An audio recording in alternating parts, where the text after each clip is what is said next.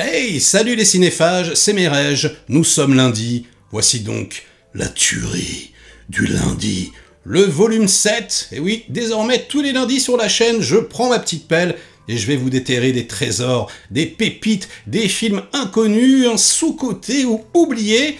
Et alors, cette semaine, j'ai choisi une tuerie, les petits amis, j'en ai déjà parlé plusieurs fois en live, c'est génial. Vous me connaissez, moi je suis Nostalgic Man. Là, on est en plein dans les années 80-90, en mode synthwave. Vous voyez, musique de jeux vidéo un petit peu à la Drive, quoi.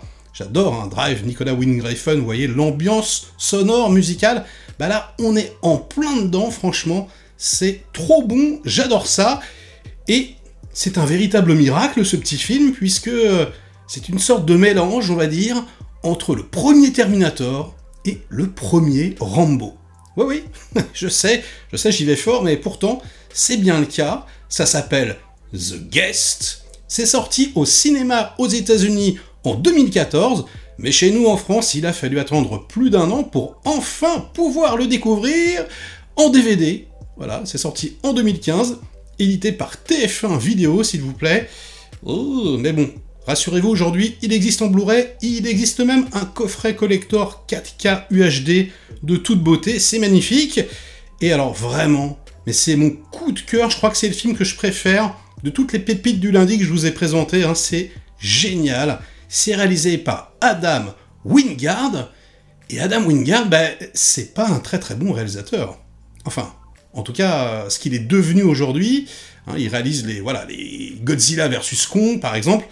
Il s'est fait repêcher par Hollywood, il fait du commercial, et franchement, il a perdu un peu de sa superbe, de son âme, parce que à la base, c'était un petit artisan, c'était un petit faiseur, il faisait des films d'horreur, comme par exemple Your Next, et donc The Guest, qui est un croisement comme ça, très étrange, un petit peu de Terminator, donc un petit peu de Rambo, beaucoup d'années 80, beaucoup d'années 90, des scènes d'action découpées à la perfection, vraiment un petit peu en mode Die Hard si vous voulez, avec des explosions en practical, du sang qui gicle, mais c'est du vrai sang, vous voyez, les cascadeurs qui passent par les fenêtres, enfin, c'est franchement génial. Et puis surtout, on a une tension, on a vraiment, plus le film avance, plus on a le palpitant qui s'emballe, et c'est notamment dû au héros principal, donc le fameux guest, l'invité, donc incarné par Dan Stevens, acteur complètement sous-coté, qui est un acteur de série télé en fait, la plupart du temps. Donc on l'a découvert par exemple dans Downton Abbey, également dans Légion, la série Marvel, etc. Et je trouve qu'il n'a pas du tout la carrière qu'il mérite. Les enfants en plus, tout le casting est génial, donc dans les seconds rôles on a Leland Orser par exemple, ou encore Lance Reddick, et puis surtout, dans le rôle on va dire de la Final Girl, on a Maika Monroe.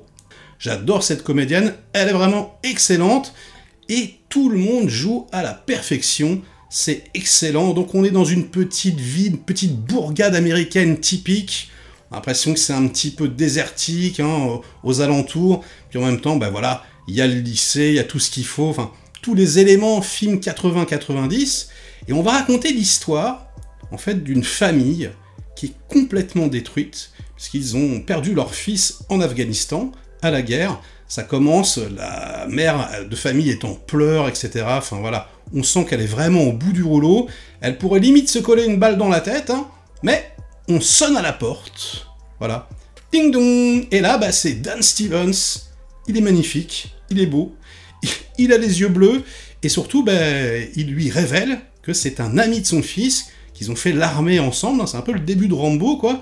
Sauf que là, il reste, en fait, il est invité par la mère de famille à rentrer dans la maison, et puis ensuite, comme il lui raconte des anecdotes avec son fils, qu'ils ont vécu, etc., elle revit un peu par procuration des choses qu'elle n'a pas connues, elle a envie d'en savoir plus, donc elle lui propose de dormir chez eux, avec la famille, donc avec le petit garçon, avec l'adolescente, avec le père de famille.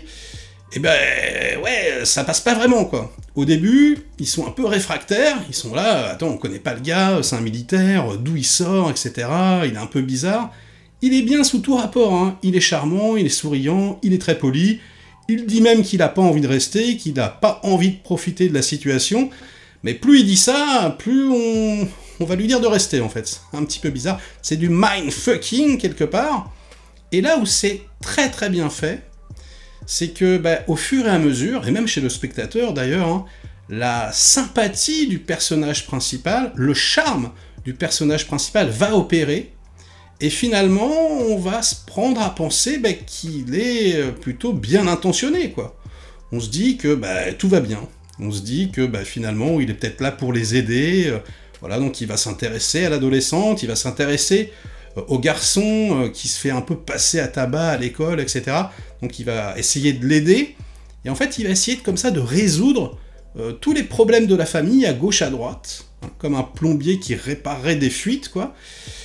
Sauf que, et là, alors, si vous ne voulez rien savoir de plus, les petits-enfants, vous pouvez partir, hein, parce que je vais spoiler un petit peu, légèrement, hein, mais voilà. Vraiment, si vous voulez avoir la surprise totale, eh bien, n'écoutez pas la suite. Donc, je disais, sauf que c'est un gros psychopathe.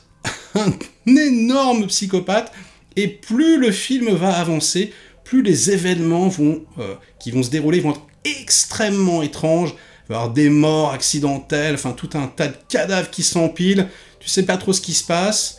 Et dans la deuxième partie du film, là, il y a une réelle vrille, on part littéralement dans le film d'action old school, donc avec des gunfights incroyables, over the top, des cartouches au sol, etc. C'est, mais franchement, énorme, trop bien mis en scène, trop bien découpé, trop bien filmé. Et d'ailleurs, Adam Wingard monte le film. Un petit peu à la manière de Jérémy Saulnier sur Blue Ruin, qui faisait la photographie, etc.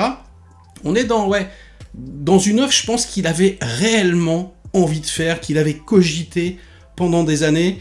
Et c'est, mais je vous assure, quasi parfait au niveau du découpage. C'est énorme. Il utilise tout un tas de petites choses qu'on voyait beaucoup dans les années 80, des petits zooms, des petits machins comme ça, mais c'est extrêmement discret. C'est pas du tout une réale ostentatoire, hein. C'est vraiment une saveur dans les bastons à la Steven Seagal. Enfin, il y a vraiment un truc ultra palpable, ultra frais du Synthwave 80 qui fait méga plaisir. Vraiment, c'est trop bon. Et puis, le troisième acte, je vous raconte pas de quoi ça parle, mais voilà, il va rendre hommage au film d'horreur qu'il réalisait avant, etc. Franchement, c'est parfait. Le film est trop bon, à la fois, peut-être un polar, film d'action, puis à la fois, un petit côté des petits rôles en film d'horreur, comme ça, film extrêmement angoissant. C'est mortel, donc si vous l'avez vu, donnez envie aux autres de le découvrir, parce que je suis sûr que vous avez aimé, et puis si vous ne l'avez pas vu, jetez-vous dessus.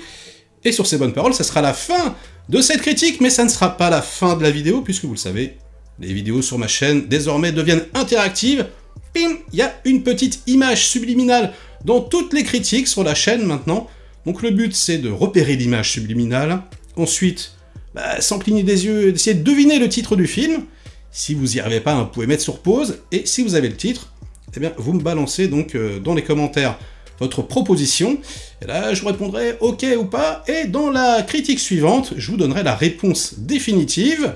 Donc dans la vidéo précédente, il fallait retrouver Avalon de Mamoru Oshii, le réalisateur de Ghost in the Shell, son premier film live, une bizarrerie, un film d'action de science-fiction, très intéressant, très beau formellement, voilà, qui existe que en DVD en France, c'est un peu l'enfer, mais bon, si, par d'autres moyens, peut-être en import par exemple, vous arrivez à mettre la main sur le Blu-ray, eh bien vraiment, jetez-vous dessus, c'est très bon.